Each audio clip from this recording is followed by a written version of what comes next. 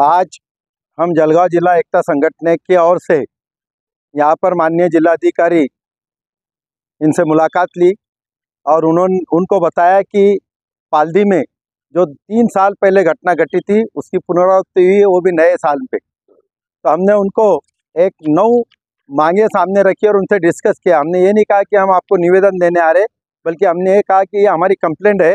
As a district magistrate आप इसको forward करो, क्योंकि हम आगे यहाँ पे ह्यूमन राइट्स में भी जाने वाले हैं, हम यहाँ आगे मुख्यमंत्री सचिवालय कक्ष में जाने वाले हैं, हम अल्पसंख्यक सेल में जाने वाले। तो उन्होंने इस बात को कहा और हमें बहुत अच्छा गाइडेंस भी किया कि किस किस तरह से आप अपना न्याय मांग सकते हैं। तो हमने आज जो कुछ मांगे की है उसमें सबसे पहले ये है कि इस चीज़ में ये जो 31/12 को जो घटना घटी है जिसमें मुस्लिम समाज के 11 दुकानों को टारगेट किया गया है और 6 वाहनों को टारगेट किया गया है। स्पेसिफिक दूर दूर से एरिया के दुकानों को टारगेट करके उनको जलाया गया, लूटा गया, बाकायदा संगनमत करके पूर्व नियोजित कट रच के उसको रचा गया। इसलिए उनके जो गुनहगार है उन पे सज़ा उनको होनी चाहिए, उन पे मौका लगना चाहिए, उनको तड़ीपार करना चाहिए और जिनका जिनका नुकसान हुआ है वो पूरी नुकसान की रकम कायदेशीर रीत्या उन गुनहगारों से लेनी चाहिए जिन्होंने ये नुकसान किया।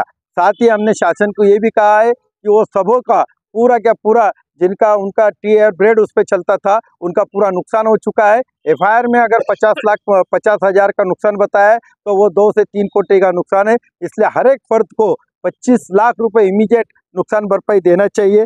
और ये घटना जो घटी है उसको जिन्होंने किया है वो और उनके पीठ के पीछे जो है जिसको आका कहते हैं, जिसको मास्टरमाइंड कहते हैं, जिनको हमारे राजकीय नेता बहुत बड़े बड़े अपना सियासी खेल खेलते हुए अपने बच्चों को अपने इनको आगे करके ये जो कुछ घटना घटी है, तो हमारा ये कहना है कि वो 20-25 अज्ञात इसम नहीं थे कि किसने आके क्या कहा और किसको गाली गलौज की। तो हमारी मांग है आज कि वो कितना बड़ा भी राजकीय नेता हो या राजकीय नेता का घर का हो, उस पर पुलिस ने कायदेशीर कार्रवाई करनी ही चाहिए। ये हमारी मेन डिमांड है। एफआईआर में अज्ञात इसम लिखे गए हैं, जबकि जिसने फिरियाद दिया है वो पिंजारी ने नाम कहा था कि ये लोगों ने आके गाली गलौज की, ये लोगों ने वहाँ जलाया करके।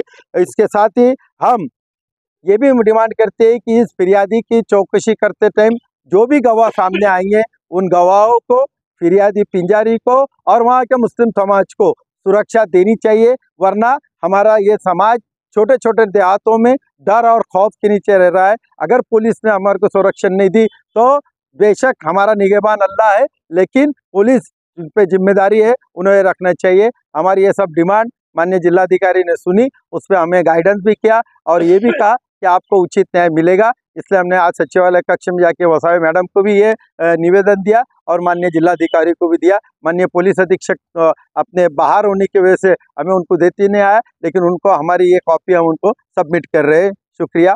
फारूक शेख, एकता संगठन समन्वयक, जळगाव। आज एकता संघटन जळगाव तर्फे माननीय जिल्हाधिकारी साहेबांना एक तक्रार अर्ज देण्यात आलेला आहे।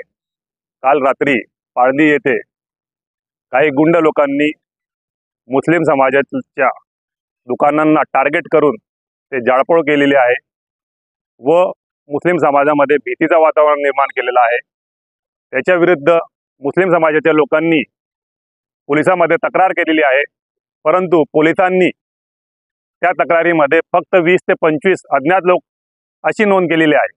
परंतु तक्रारदार व तिकडे जे साक्षीदार होते त्यांना ज्यांनी हे कृत्य केलेले आहे त्यांचे नाव माहीत आहे।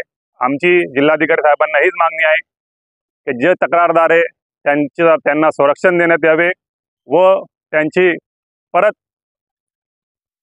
एफआयआर पुरवणी ही नोंद करून जे जे त्यावेळेस कृत्य करत होते त्यांचे नाव याच्यात वाढवण्यात यावे व ज्या दुकानांचं नुकसान झालेलं आहे, ज्या लोकांच्या वाहनांचं आणि दुकानांचं नुकसान झालेलं आहे, शासनाने त्यांना त्वरित भरपाई देण्यात यावी ही आमची मांगनी आहे। मैं सैयद वासिफ अली, AIMIM तालुका अध्यक्ष जलगांव नसीराबाद से। आज यहाँ पर जो भी फारूक शेख साहब ने कहा उसके ऊपर जो भी हमने यहाँ पर कंप्लेन लेटर दी है, कलेक्टर साहब से डिस्कस किया है। इसके बाद में एक चीज़ यही सामने आ रही है कि जो गुलाबराव पाटिल माननीय मंत्री साहब है पाल्दी के, वहाँ पर जो घटना घटी है ये उन्हीं के चिरंजीव, उनकी वजह से यहाँ पर घटना घटी है। तो हम ये डिमांड करते हैं कि कोई भी पॉलिटिकल इसके अंदर प्रेशर ना आए और इसकी चौकसी एकदम सही ढंग से हो, ट्रांसपेरेंट हो, ताकि जो वहाँ पर नुकसान हुआ है आने वाले टाइम में अब ऐसा कोई भी नुकसान ना हो और कोई भी व्यक्ति इसमें पॉलिटिकली या पुलिस तरफ से इन्वॉल्व ना हो। यही हमारी डिमांड है। धन्यवाद।